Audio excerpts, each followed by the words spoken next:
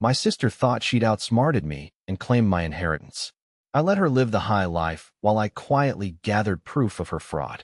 In the end, her world collapsed, and I walked away with everything. My sister tried to steal my inheritance, so I let her live a fake rich life until it all came crashing down. Growing up, Vanessa Hayes was the golden child, homecoming queen, straight A student, dad's obvious favorite. David was the family disappointment, the one who lacked ambition, according to our father. What they never understood was that David simply valued different things. While Vanessa Hayes collected academic awards, David collected information.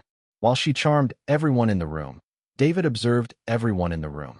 Our childhood home was a battleground of expectations. Dad's corner office displayed Vanessa Hayes' trophies like treasures in a museum. David's report cards, consistently above average but never exceptional, were met with tight-lipped nods and murmured comments about applying yourself. By the time David turned 12, he'd learned to disappear within his own home, becoming the family ghost who drifted between rooms unnoticed. David's in his room reading again, Mom would say with that specific sigh reserved for disappointments too mundane to address directly. Then she'd return to polishing Vanessa Hayes' latest debate team medal or helping her prepare for another pageant. Vanessa Hayes wasn't cruel about her status, not directly. She simply accepted her superiority as natural law, the way taller people accept their height. When teachers mixed up their names, they were only 14 months apart. She'd correct them with practiced patience. I'm Vanessa Hayes. That's David. David's name always sounded smaller coming from her mouth. Dad built Sterling Group from nothing, turning a small construction company into a real estate empire worth millions. Blood, sweat, and ruthless decisions, he'd say proudly over dinner. He started with a single fixer-upper in Brooklyn, flipped it for a modest profit, then reinvested everything into a crumbling 4-unit apartment building. 15 years later, he owned 17 luxury developments across the greater Los Angeles area and was breaking ground on his first skyscraper. Mom died when they were teenagers, breast cancer that moved too quickly for treatments to matter.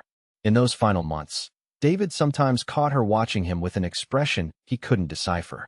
Once, when the morphine loosened her usual restraint, she gripped David's hand and whispered, "You see more than they think."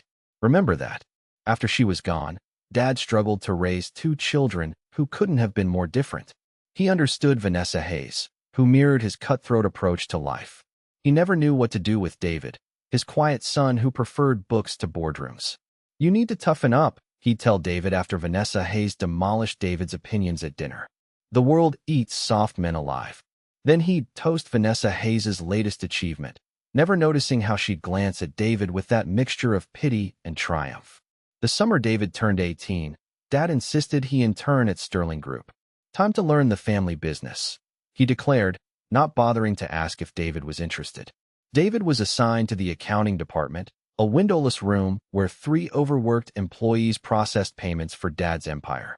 They barely acknowledged David, too busy keeping up with invoices and expense reports. But in that fluorescent-lit purgatory, David discovered something unexpected. He had a talent for patterns. Numbers spoke to him. Discrepancies glowed like neon signs. On his 3rd week, David noticed something odd, a series of payments to a vendor that didn't exist. When David brought it to the department head's attention, he blanched. "Where did you find this?" he asked, voice tight. "The vendor code doesn't match our system," David explained, "and the address is a mail drop." He snatched the papers from David's hand. "I'll handle it. Don't mention this to anyone." 2 days later, the department head, Roberts, was gone. Dad called David into his office. "Apparently, you found something," he said, studying David with new interest. David nodded. Roberts was skimming, nearly $50,000 over 2 years. David waited for praise that didn't come. "Next time, bring something like that directly to me." The chain of command exists for a reason. That was it. No acknowledgement that David had saved him money, no recognition of David's attention to detail. Just a reminder that David had failed to follow protocol. Later that day, Vanessa Hayes cornered David in the break room. "Dad's actually impressed," she said, stirring artificial sweetener into her coffee. "Don't get used to it." That night, David made a decision. If Dad wouldn't see David's value, David would find it elsewhere.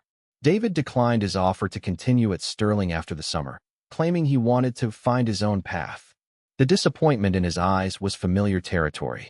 David enrolled at USC, majoring in economics with a minor in computer science. Dad paid the tuition without complaint but never asked about David's classes.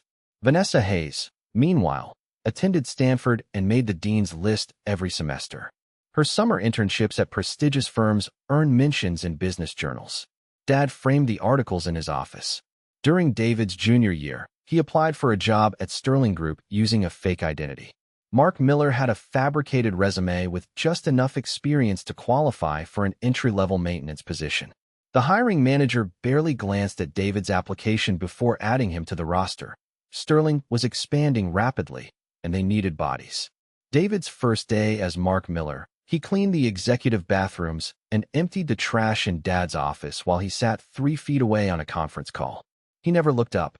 "Thanks," he muttered when David placed a fresh coffee on his desk, his eyes fixed on spreadsheets. David almost laughed at the irony. The first genuine gratitude he'd received from his father in years, and he had no idea it was him. Working maintenance taught David more about Sterling Group than any executive training program could have. David learned which managers treated staff with respect and which ones left messes for others to clean up. David discovered how information flowed through the building. Administrative assistants who knew everything, security guards who saw everyone come and go, janitorial staff who worked after hours and witnessed secrets. Most importantly, David gained access. David's badge opened doors throughout the complex. No one questioned a maintenance worker entering server rooms to check the temperature or visiting accounting to fix the thermostat. David gathered information methodically, creating a shadow understanding of his father's empire. For 7 years, David lived this double life. David Hayes finished his degree, then pursued a master's, always vaguely figuring things out according to family conversations. Mark Miller became the most reliable maintenance worker at Sterling Group, the guy who could fix anything and never cause problems. Vanessa Hayes, meanwhile, rose meteorically. After Stanford, she joined Sterling officially, becoming Dad's protege. Her office was 2 doors down from his, her name appearing on press releases about company initiatives. At family dinners, they discussed deals and developments, while David contributed occasional comments about books he'd read or places he'd traveled. What neither of them knew was that David was studying Sterling from the inside out, learning its weaknesses and strengths, understanding how every component functioned. David wasn't building a case against them, not initially. David was simply satisfying his own curiosity about how things actually worked versus how Dad claimed they did. Then David discovered the first discrepancy. It was small, an invoice approval for consulting services that didn't match any deliverable. The signature was Vanessa Hayes's. David might have dismissed it as an oversight, except he found another the following week, and another. Over months, a pattern emerged. Vanessa Hayes was systematically skimming from multiple departments, using her authority to approve payments to shell companies she controlled. The amounts were calculated precisely to avoid triggering automatic reviews, never large enough to raise immediate alarms, but consistent enough to accumulate significantly. David documented everything, but said nothing. This information was valuable, but only if used at the right moment. The year David turned 30, Dad was diagnosed with aggressive pancreatic cancer. He was gone within months. The final weeks were a study in contrasts. Vanessa Hayes took compassionate leave, making a show of organizing his care and consulting specialists. She'd sit by his hospital bed, holding his hand while photographers from company newsletters captured her devotion. David visited during off hours, sitting quietly in the dim light, sometimes reading aloud from books he'd never appreciated. During one such evening, he stirred from a morphine haze and really looked at David for the first time in years. "David," he said, voice barely audible, "you're a disappointment." David nodded, expecting nothing else. But he continued, struggling for breath. "Maybe that's my failure, not yours." Before David could respond, he drifted back to sleep. He never mentioned it again, and David was left wondering if it had been the drugs talking or a moment of genuine reflection. At the reading of the will, Vanessa Hayes sat with perfect posture in her designer black dress, rehearsed tears glistening. She'd always performed grief beautifully. David wore the only dark suit he owned and genuine numbness. "To my daughter, Vanessa, Pride of my life. The lawyer read. I leave 20% of Sterling Group and my summer home in Malibu. Vanessa Hayes's smile faltered slightly. 20% wasn't control. To my son, David, who has always disappointed me but might yet surprise us all, I leave the remaining 80% of Sterling Group, the Los Angeles penthouse, and all remaining assets. With one condition. The room went silent.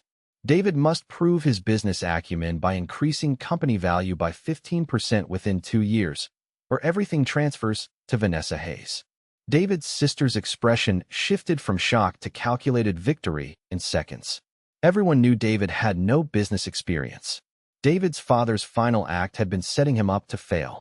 What nobody realized was that David had been working at Sterling under a different name for 7 years.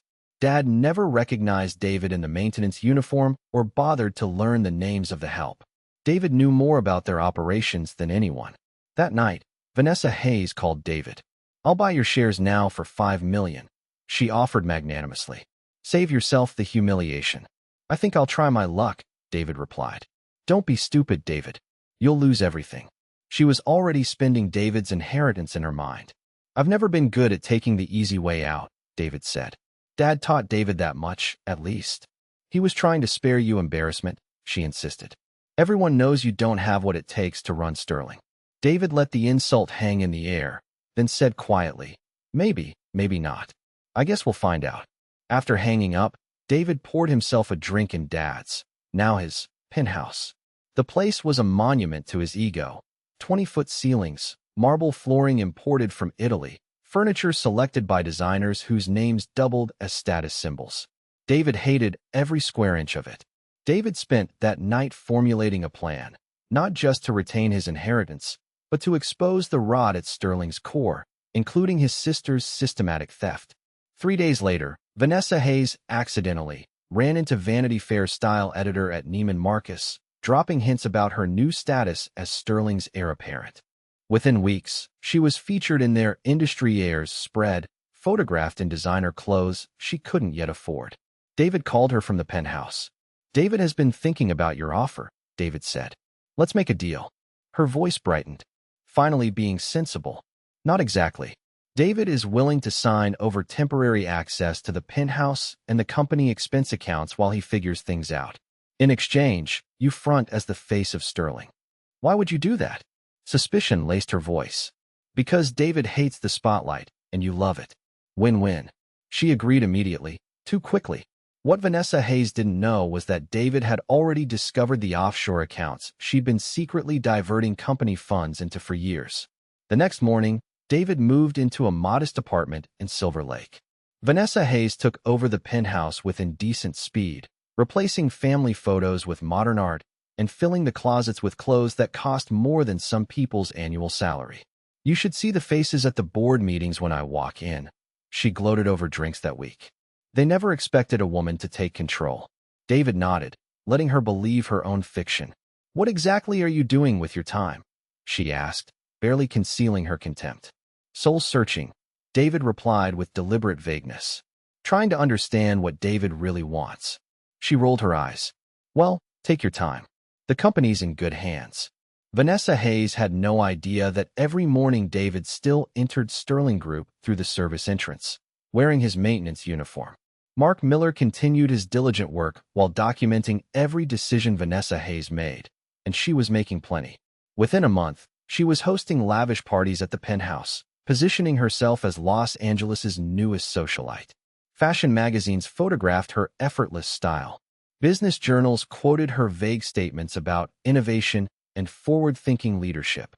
She appeared on morning shows discussing women breaking glass ceilings.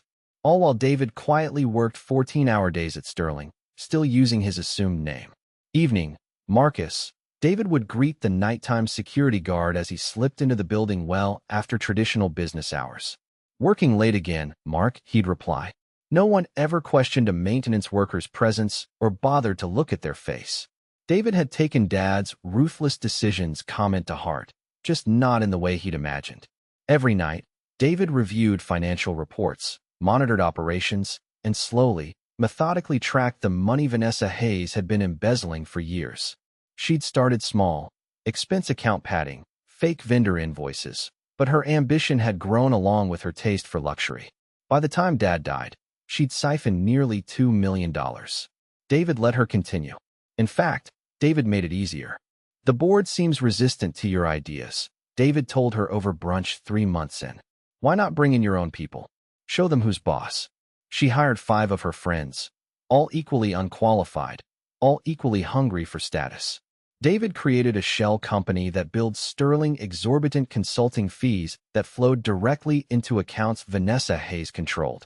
She bought a Porsche, then a McLaren.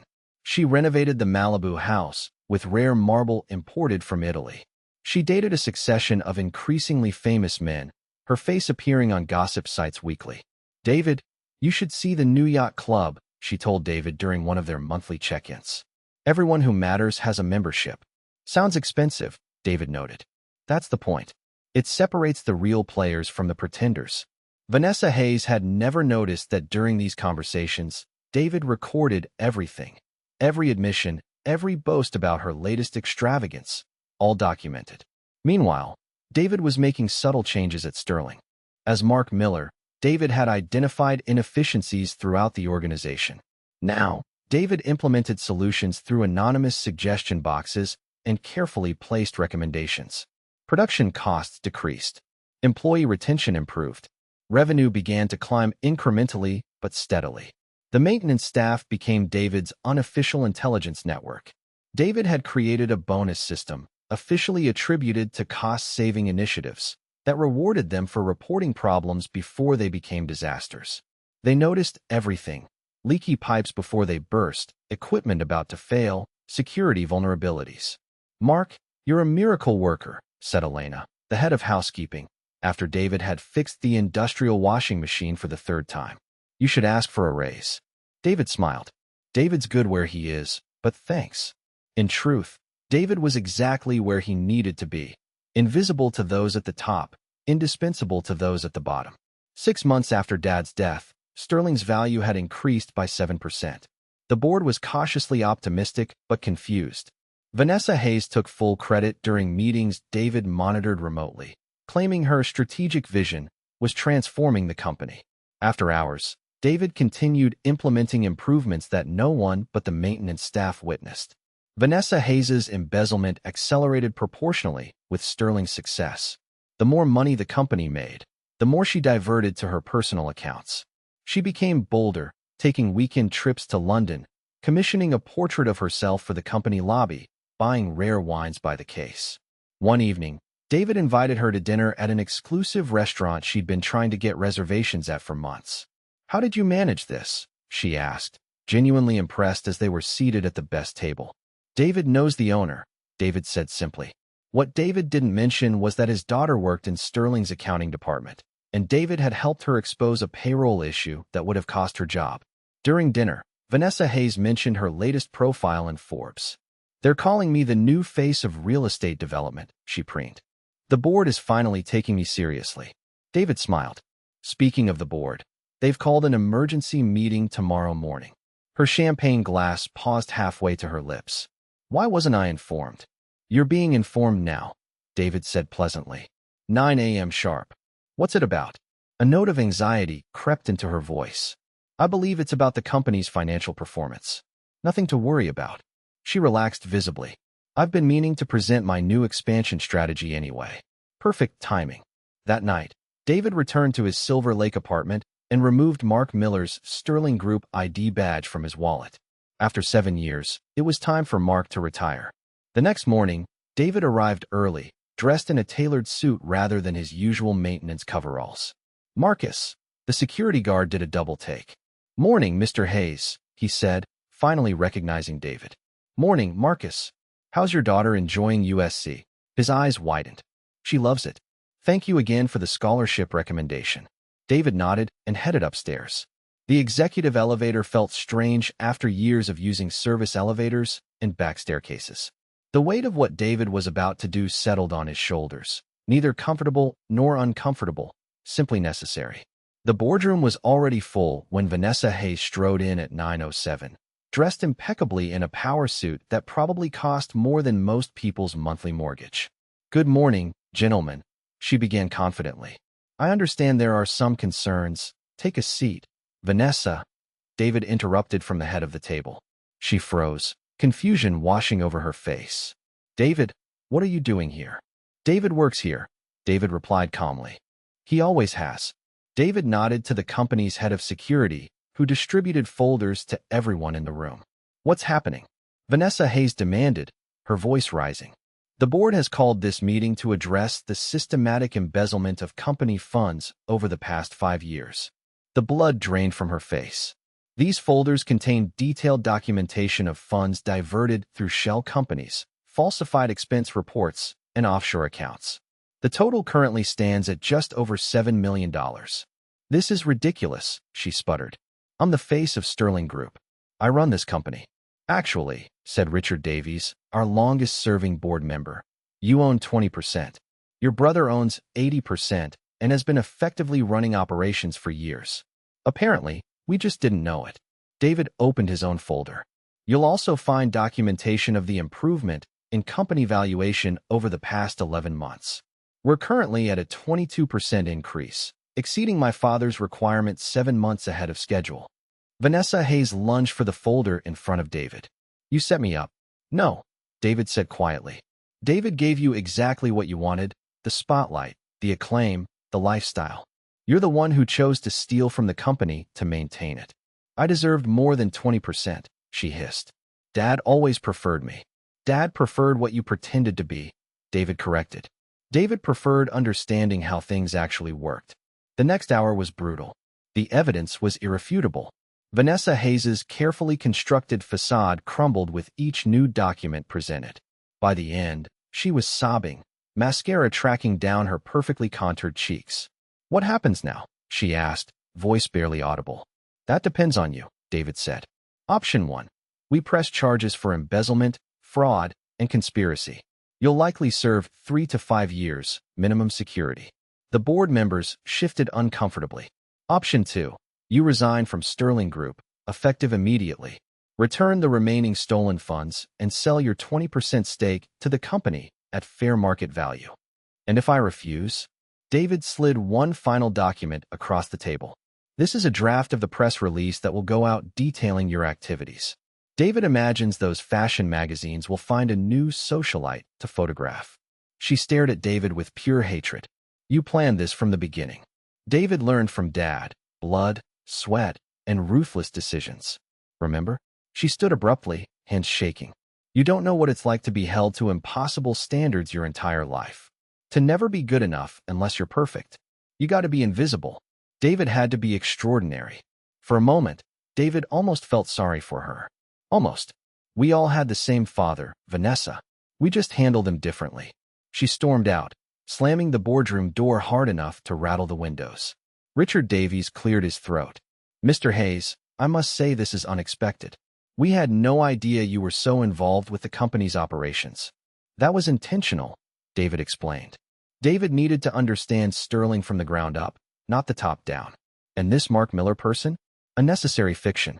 He submitted his resignation, effective immediately. David believes he's moving to Austin. David allowed himself a small smile. After the meeting, David found Marcus at his security station. So, all this time he began. David was just doing his job, David finished. Like you. He shook his head in amazement. Your father never would have recognized you in that uniform. That was rather the point. That afternoon, David received a text from Vanessa. David hopes you're satisfied. You've destroyed my life. David didn't respond immediately. Instead, David went to Dad's old office, his office now, and sat in his chair. The view of Los Angeles stretched before him, buildings rising like ambitions made concrete. David wondered if he'd ever really seen the city or just the deals it represented. David's phone buzzed again. I'm keeping the Malibu house. You can have everything else. This time, David replied, the house is yours. It always was. But the money you took belongs to Sterling. You have 48 hours to transfer it back. Or what? Came the immediate response. Or David will make the evidence public. Your choice. 3 hours later, David received confirmation from their financial department. $6.2 million had been transferred from various offshore accounts back to Sterling. Not the full amount, but close enough. David texted Vanessa, still missing about $800K. "That's all that's left," she responded. "I spent the rest." David believed her. Vanessa Hayes's lifestyle had been aggressively extravagant. Between the cars, clothes, and countless parties, David was surprised she'd managed to save as much as she had. "We'll consider the debt settled," David wrote back. "Goodbye, Vanessa." She didn't respond. The next week was a whirlwind of transition. David officially introduced himself to employees who'd known him only as Mark. Some were shocked, others nodded knowingly, as if they'd suspected all along. A few avoided David's gaze, perhaps remembering how they'd treated the maintenance worker who turned out to be the owner. David moved back into the penthouse, but immediately began renovations. The ostentatious fixtures Dad had installed were replaced with simpler, more functional designs. The marble floors gave way to sustainable hardwood. The spaces became warmer, more welcoming. David's first official act as CEO was to implement a company-wide minimum wage of $25 per hour, well above the industry standard. His second was to create a profit-sharing program for all employees, not just executives. The board questioned both decisions until David showed them the projections: improved retention, reduced training costs, increased productivity. "This isn't charity," David explained. "It's good business." 3 months later, David sat in the penthouse, now redecorated to his much simpler tastes, looking at the latest financial reports. Sterling Group was up 31% year-over-year. The door buzzer rang. "Package for you, Mr. Hayes," said Marcus from the lobby. It was a magazine, the latest issue of Forbes with David's face on the cover. The Real Hayes: How David Hayes Quietly Transformed His Father's Legacy. David tossed it aside without reading it. David's phone buzzed with a text from Vanessa. "Congratulations on the cover. Enjoying your spotlight now?" David didn't respond. She'd taken the settlement and moved to Arizona, where her money would last longer away from Los Angeles prices. Last David heard, she was dating a local real estate developer, already working her way into his company. Instead, David called Sarah Davies, Richard's daughter, and their new head of community investment. "How's the affordable housing project in Inglewood coming along?" David asked. "On schedule. The first families move in next month. And the scholarship program, 25 students starting this fall." This was the legacy David wanted to build, not one of ruthless decisions, but one of quiet impact. Dad never understood that David's lack of ambition was actually a different kind of ambition altogether. That evening, David put on his maintenance uniform and walked the Sterling building after hours, checking in with the cleaning staff, the security team, the people who actually kept the company running. David knew all their names, their stories, their struggles and triumphs. Marcus caught David adjusting a thermostat on the 11th floor. "Sir, you don't need to do that anymore," he said respectfully. "You could hire someone." David smiled. "Some habits are hard to break. Besides, you learn a lot about a place when you're fixing what's broken." As David left the building that night, he passed the wall of company leadership portraits. Dad's stern face glared down from his gold-framed position of honor. Beside it now hung David's own portrait, much simpler in its framing. And beneath both pictures, David had added something new: a wall recognizing long-serving employees from every department, with Marcus's 20-year service photo prominently featured. Vanessa Hayes had wanted the Sterling name to open doors. David wanted it to build them for people who deserved a chance. Over the next year, Sterling Group continued to thrive under David's leadership. They expanded into affordable housing developments, creating beautiful, sustainable communities in neighborhoods that had been neglected for decades.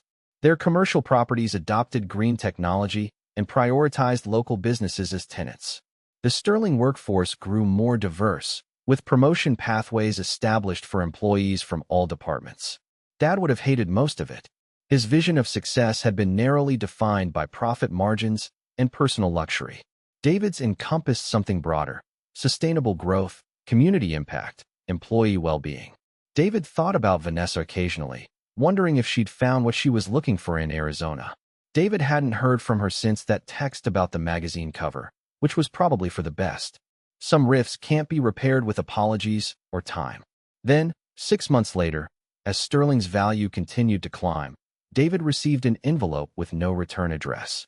Inside was a newspaper clipping about a fraud investigation into a development company in Scottsdale.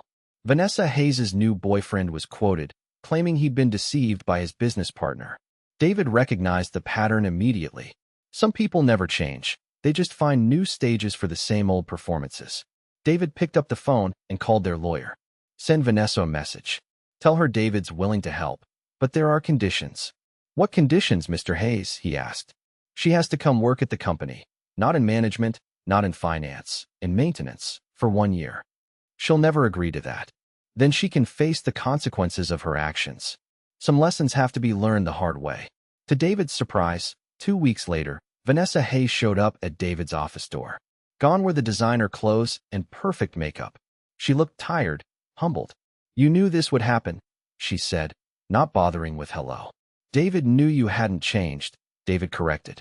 There's a difference. She sat down without being invited. So, I become the help. That's your revenge. It's not revenge. It's perspective. You've never seen how things actually work. You've never built anything. You've only taken. And you think scrubbing toilets will transform me. She couldn't keep the bitterness from her voice.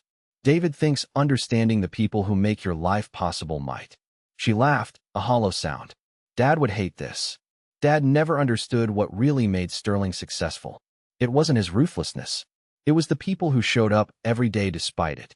Vanessa Hayes started the following Monday, assigned to the maintenance team that serviced their mid-level properties. She lasted 3 days before calling David. This is inhumane, she snapped. Do you know what they had me cleaning today? Life is messy, David replied. Some of us just pay other people to deal with our messes. I'm not doing this for a year. It's degrading. Then David can't help you with your legal troubles. There was a long silence. I don't understand you, David. You have everything now. Why do you still dress like them? Why do you care? Because Dad raised you to believe success means having people beneath you. He raised David to believe he was beneath everyone. They were both wrong. After David hung up, he wasn't sure if she'd show up the next day, but she did. And the day after that. Slowly, something began to change. The calls complaining about the work stopped. Instead, she'd occasionally text observations or questions about operations. 3 months in, she proposed a more efficient cleaning schedule for one of the buildings that actually made sense. By month 5, she'd been promoted to team lead for her maintenance group, not because of her last name. Her supervisor had no idea she was related to David, but because she'd earned it. Elena, the head of housekeeping David had known for years, stopped by David's office one afternoon. That new girl, Vanessa, she's something else, Elena said, clearly impressed. Started out useless as a third shoe, but now works harder than most. Fixed the break room microwave herself yesterday. David hid his smile. People can surprise you. The anniversary of Dad's death came and went. David visited his grave alone, standing in silence before the ostentatious monument he'd specified in his will. David did it his way. David finally said to the cold marble. Not yours, not Vanessa's, David's. On David's way out, he was surprised to see Vanessa entering the cemetery. They hadn't spoken outside of work matters in months. She nodded at David but continued toward Dad's grave without stopping. That night, she called. I get it now, she said without preamble. What you were trying to show me. And what's that? That we're not better than anyone else. That Dad was wrong about what matters. Her voice had lost its brittle edge. The woman I work with, Maria, she invited me to her daughter's quinceanera this weekend. Her daughter's dream is to be an architect. That's nice, David said, uncertain where this was going. I thought maybe Sterling could use a scholarship program for architecture students from neighborhoods like Maria's. David found himself smiling. David thinks that's an excellent idea. Why don't you work up a proposal? Really? The surprise in her voice was genuine. Really? This company could use more people who understand how to build things, not just own them. After they hung up, David looked out at the city skyline from the penthouse windows. Dad had built an empire through fear and ruthlessness. David was rebuilding it through something else entirely. The following week, Vanessa Hayes delivered a detailed proposal for the scholarship program. It was thoughtful, comprehensive, and financially sound. As she presented it to the community investment team, David watched from the back of the room. This version of David's sister, focused on creating opportunity rather than claiming status, was someone David had never met before. We could start with 5 scholarships, she was saying, targeting high-performing students from the neighborhoods where Sterling properties are located. Full tuition, books, living stipend, everything they need to focus on their education. Sarah Davies nodded approvingly. I like it, But why stop at 5? With Sterling's resources, we could sponsor 20 students annually. Vanessa Hayes' eyes widened. 20? That would be amazing. Draft a budget for both scenarios, David suggested, speaking up for the first time. Let's see what's feasible. After the meeting, Vanessa Hayes lingered. Thank you, she said quietly, for giving me this chance. David studied her, searching for signs of the old Vanessa, the calculation, the performance. Instead, David saw only exhaustion and tentative hope. Everyone deserves a second chance, David replied. Even us. Vanessa Hayes completed her year in maintenance and moved into a new role developing community initiatives. The architecture scholarship was just the first of many programs she created. She bought a modest condo in Silver Lake, not far from where David had lived during her socialite phase. They never became close. Too much history stood between them. But they found a kind of truce in the shared understanding that the Sterling name could mean something different than what their father had intended. At the company's annual party, as David watched Vanessa chatting comfortably with staff from all departments, Marcus appeared at his side. Never thought I'd see the day, he remarked, nodding toward David's sister. People can surprise you, David replied. He shook his head. Not that. He meant you, finally comfortable being Mr. Hayes instead of just Mark from maintenance. David realized he was right. Somewhere along the way, David had stopped hiding.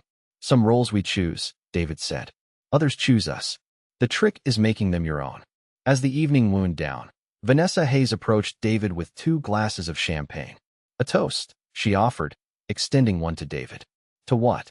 To Dad, she said with a small smile. For being exactly the example we needed of what not to become. David clinked his glass against hers.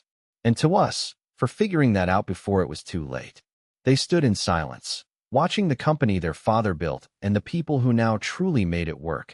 Not an empire of ruthless decisions, but a community of aligned purpose. Sometimes the best inheritance isn't what's left to you, but what you choose to build with it. The next morning, David arrived at the office earlier than usual. A stack of architectural plans waited on David's desk, the final designs for their newest affordable housing development in Inglewood. As David reviewed them, he noticed thoughtful details David hadn't specified.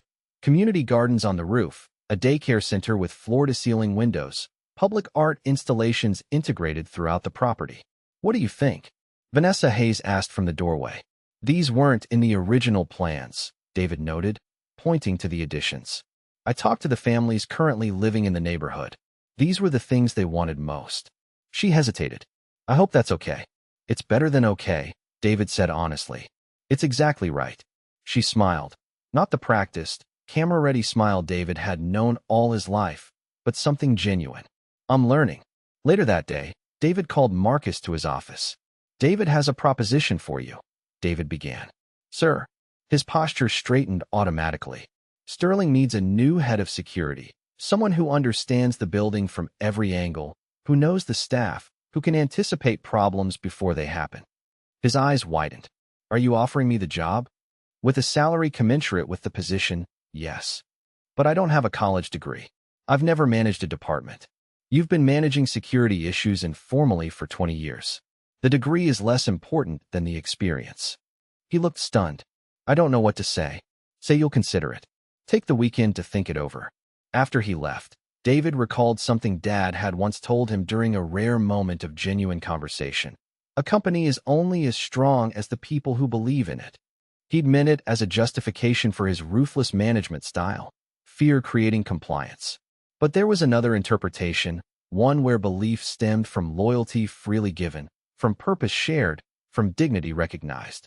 That evening, as David walked through the building, he noticed Vanessa Hayes in the community room, surrounded by architectural drawings.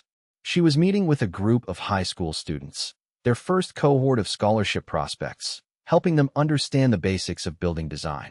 The most important thing to remember, David overheard her saying, is that buildings aren't just structures. They're homes, workplaces, gathering spots. They shape how people live. So, when you design, think about the lives that will unfold inside. David stepped away without interrupting. Some lessons are better learned through doing than being told. Vanessa Hayes was finally building something of value, not just for herself, but for others. As David headed toward the exit, he passed the maintenance room. The door was open, and inside, the evening crew was gathering for their shift. "Mr. Hayes," Elena called out. "Come meet our new team member." David stepped inside to find a young man in a too large uniform, looking nervous but determined. "This is Raphael, Maria's son," Elena explained. "The one who wants to be an architect. He's working evenings to help pay for school." David extended his hand. "Welcome to Sterling, Raphael." "Thank you, sir," he replied, his handshake firm despite his nervousness. "Ms. Vanessa said I should learn how buildings work from the inside out before I try to design them." David couldn't help but smile at the familiar philosophy. She's absolutely right. Later that night, alone in the penthouse, David pulled out the old maintenance badge he'd kept as a reminder. Mark Miller had served his purpose, teaching David what Dad never could. That real power comes from understanding every level of a system, not just controlling it from above. David's phone buzzed with a text from Vanessa. "The scholarship committee approved all 20 students. We start interviewing next week." David replied simply, "Well done." 2 years after Dad's death, Sterling Group had transformed from a symbol of wealth concentration to a model of community investment. Their developments won awards not just for design, but for innovation in affordable housing. Their scholarship program expanded to include trades, technology, and business. The Sterling name, once known primarily in luxury circles, now appeared on community centers, public parks, and education initiatives. They'd taken Dad's legacy and turned it inside out, revealing the potential that had always existed beneath the ruthless exterior. One rainy Tuesday, Vanessa Hayes stopped by David's office holding a worn cardboard box. "Found this while cleaning out the storage unit at the Malibu house," she explained, setting it on David's desk. Inside were old family photos. Mom holding infant twins, Dad teaching toddler Vanessa to swim, teenage David reading beneath a tree. Fragments of a family narrative David barely recognized. "I thought you might want these," Vanessa Hayes said, oddly hesitant. "There's more history than just the Sterling Group story." David picked up a photo of the 4 of them, the only one David could remember where everyone was genuinely smiling. From some long-forgotten vacation before ambition consumed Dad, before illness took Mom, before expectations divided siblings. "Thank you," David said, surprised by the emotion in his voice. David had forgotten what they looked like together. Vanessa Hayes nodded, understanding without explanation. "We can't change the past." "No," David agreed. "But we're doing okay with the present." As she turned to leave, David called after her. "Vanessa, the architectural scholarship program. It's making a difference. Dad would never have understood its value, but Mom would have." She smiled slightly. "That's exactly what I thought when I proposed it. Sometimes healing happens in unexpected ways, through work that matters, through truth acknowledged, through foundations rebuilt rather than facades maintained." Marcus accepted the head of security position. Elena moved into a newly created facilities management role. Raphael started his first year of architecture school while working weekends at Sterling. Life settled into a rhythm David had never experienced before. Purposeful, connected, transparent. No more double identities, no more hidden observations, just the daily work of building something worthwhile. 6 months later, the lawyer who had read Dad's will contacted David. "Mr. Hayes, there's something I think you should know about your father's will." "What about it?" David asked, concerned by his tone. "There was an earlier version, before the final one with the conditional inheritance. And in that version, he left everything to Vanessa." "Everything." The lawyer paused. "He changed it just 2 weeks before he died." David sat with this information, turning it over in his mind. Did he say why? He mentioned something about seeing potential he'd overlooked, and something about maintenance reports that were unexpectedly thorough. A chill ran through David. Had Dad somehow discovered David's secret identity in those final weeks? Had Mark Miller's attention to detail finally caught his attention? "Thank you for telling me," David said finally. That evening, David visited Dad's grave again, this time with new questions that would never be answered. Had he known? Had he glimpsed something authentic in David just before the end? Or was the conditional inheritance just another test, expecting David to fail? "It doesn't matter now," David told the silent headstone. "The company's stronger than it ever was under your leadership, different, but stronger." As David turned to leave, he noticed fresh flowers already placed at the base of the monument. Vanessa Hayes had been there earlier. They were still circling the same center, just no longer colliding. Back at the penthouse, David opened a bottle of Dad's favorite scotch, an indulgence David rarely permitted himself, and raised a glass to the Los Angeles skyline. To ruthless decisions, David said, to the empty room, and to the strength it takes to make different ones. David's phone lit up with a text from Vanessa. Coming to the scholarship ceremony tomorrow? Wouldn't miss it, David replied. The next day, 20 students accepted their sterling architecture scholarships in the company's newly renovated community space. Parents cried. Board members applauded. Vanessa Hayes gave a speech about building futures that made even Richard Davies discreetly wipe away a tear. David stood at the back, watching not just the ceremony, but the room itself. Maintenance workers who'd taken their lunch break to attend, security personnel positioned by the doors, administrative staff filming on their phones to share with absent colleagues. The invisible support structure that made everything else possible, now visible and celebrated. After the ceremony, Raphael's mother, Maria, approached David. Mr. Hayes, she said, her voice thick with emotion. I've cleaned sterling buildings for 15 years. Never thought my son would be designing them someday. He earned it, David assured her. We just provided the opportunity. No, she corrected gently. You changed what was possible. That's different. As the crowd dispersed, David found Vanessa Hayes standing by the windows, watching the students take photos with their families. Remember when Dad used to say there are winners and losers in this world? She asked without turning. Every day at dinner, David confirmed. I think he was wrong, she said simply. There are builders and takers. We get to choose which will be. David nodded, the truth of it settling into place. Which is why David let you face the consequences of your choices. You needed to see both sides clearly. She was quiet for a moment. I hated you for that, for the humiliation, for making me start over from nothing. David knows. But now I think it's the only thing that could have saved me from becoming exactly like him. She finally turned to face David. So, thank you, I guess, for being ruthless in the right way. David thought of Dad changing his will in those final weeks, perhaps seeing something in David he'd missed all along. Maybe the real legacy he'd left wasn't Sterling Group, but the object lesson of his life. What to embrace, what to discard. We're still Hayes, David said. Just different kinds than he imagined. Vanessa Hayes smiled at that. Maybe that's the real inheritance, the freedom to rebuild. Outside, rain began to fall on the city their father had tried to conquer and that they were now trying to serve. Buildings disappear eventually. Fortunes change hands. Names fade from memory. But the impact of choices, to take or to build, to hoard or to share, to destroy or to repair, ripples outward long after the decision-makers are gone. David thought about the employee recognition wall, now expanded to include maintenance staff, security personnel, administrative teams, the invisible made visible, the essential acknowledged. Sometimes the most powerful transformations happen not through destruction, but through quiet, persistent reconstruction, day by day, choice by choice, rebuilding what was broken into something stronger than before. Dad had taught them about power, but they had taught themselves about purpose.